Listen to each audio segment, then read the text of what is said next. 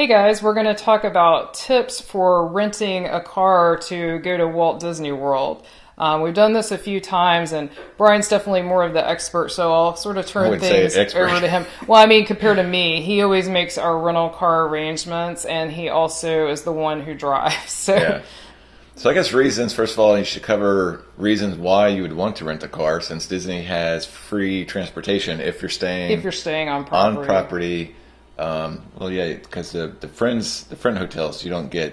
They may have their own shuttle. We're not familiar with that because we haven't stayed at those resorts. So if you're staying on true Disney property, they have free transportation. Magical Express. I think for us, it's time savings.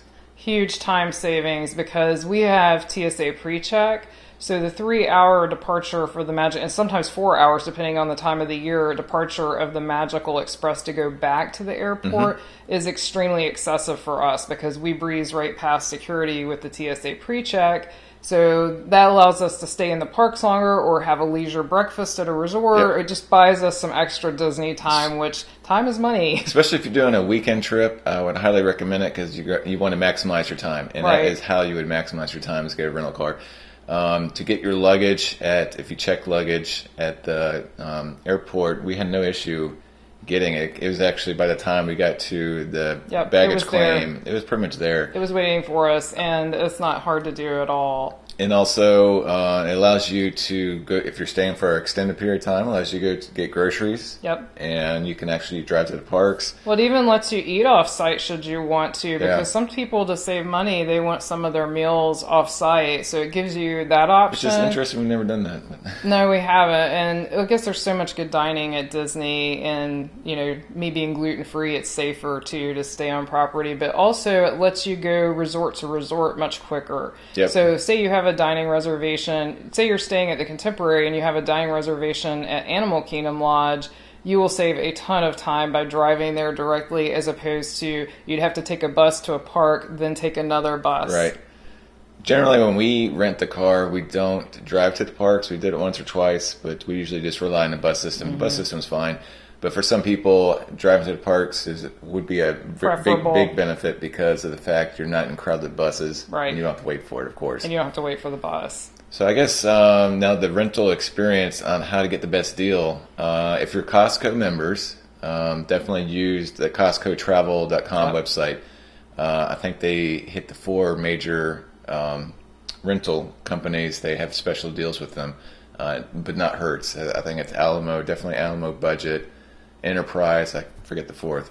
But always check them. It's free to book through them, so you just go ahead and lock it in. You can go ahead and, as soon as you know you're going, even like a year out, you can go ahead and lock it in. And you don't have to pay anything up front. You can cancel right up to the day, really, of the rental. But here's a tip. If you start looking, so book the rental on the travel site, the Costco travel site, or directly at the site. And within 5 days of your trip, each day, check the price. Because we found it dropped dramatically. Dramatically. Because they know, how many people are coming, or how many reservations they have versus the cars they have in the lot. And they will, of course, want to move those cars. And we saved a ton of money doing that. Tons of money. And it's kind of backwards to some other things like flights. Flights get more expensive typically the closer you get. So it's not necessarily intuitive, but definitely keep checking back that last week each day because we've saved so much money, or I should say he has. And then the other thing we wanted to mention, we see people waiting in lines at the car rental places at the airport. If you book it ahead of time like we just described and you basically do everything online, you don't have to stand in those long lines, at least with the carriers we've used, which we should say that we've only used Alamo and Hertz at the Orlando airport, right? I don't think we even used Hertz. I thought we did one trip a while ago. So you sign up for their special programs on their website, the Alamo website. You go to sign up for their, I think they call it, I can't remember, but Budget has their own program as well as Hertz, And so you sign up there, and you go ahead, and that allows you to skip the lines inside. You go right to the garage from the baggage claim area. And those lines can be long, so that's huge. You basically take your bags, hop in your car, and drive off the lot. Yep. I mean, yes, you do have to spend less than 5 minutes talking to somebody, but I mean, it's so fast. Yeah, so Alamo is the easiest because you just jump in the car, and they have the keys in there, and you just drive out, and then on your way out at the gate, yep. They get your credit card, driver's license, and print out. You usually print something out to show them from your reservation. Yep. And it's really easy. Yeah. So do you want to talk about the tolls? Yeah. So be prepared for tolls. A lot of tolls and expensive. I mean, you can avoid toll. There is ways to avoid the toll roads. You can just take I-4, but I-4 is always a mess. Yep. So I'd just rather pay the tolls. And I think this last trip, it came from the airport to Pop Century. It was $4 at least. Tolls. It was at least $4. We hit 3 different tolls. One of them was actually kind of backed up. I mean, it was broken. Quarters were just dumped out of it. But whatever, yeah. So bring quarters for tolls so you can use the exact change lanes at the toll booths because there was never any lines there. Whereas the other lanes that have lines. If you're going to pay for the cash or whatever, had big lines. Let's see, what else? So is that everything going to Disney World? Mm-hmm. So coming back, let's talk about the return process. So one thing you always want to do, and this not just for Disney World, this is anywhere, always gas up your rental car before you bring it back because they will charge you more to fill it up for you. Right. So you want to make sure, we always stop at this Wawa that's near the airport and fill up there. Yeah. But you could, any gas station. Just use Google Maps to go to the airport, then say find closest gas station ahead of your trip. So you go ahead and plan that. And also, I would always recommend printing your receipt when you get your gas because I've heard budget will ask for it. If they notice you didn't drive too far, didn't put too many miles in the car, they want to make sure you did gas it up. So always do that and be prepared to share that. Okay, that's a good tip.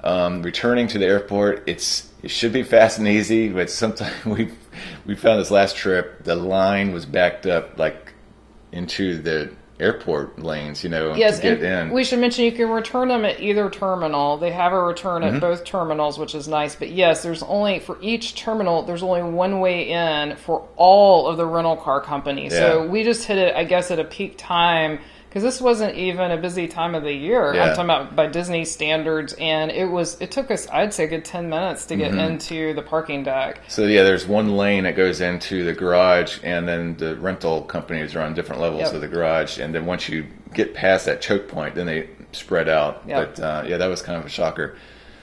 Anything else? I think that's about it. It's pretty straightforward. The key is to sign up for those programs at the company's website, Alamo, Budget, Hertz. They're all free, and you could skip that line.